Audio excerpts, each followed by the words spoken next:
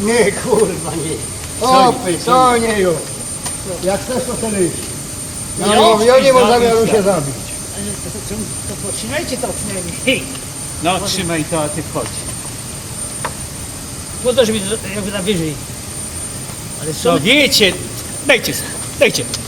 Kurczę, żeby takiej prostej rzeczy nie zrobić, jak to.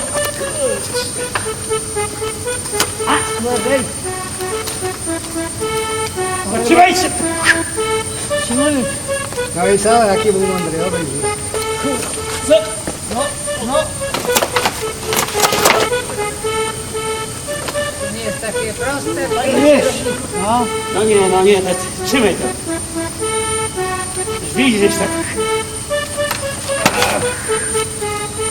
Kurczę. Tu trzeba Zbyszka. Przecież Zbyszka pan zwolnił tydzień temu. Nie Zbyszka, tylko Zwyżka. A Zwyżka! No.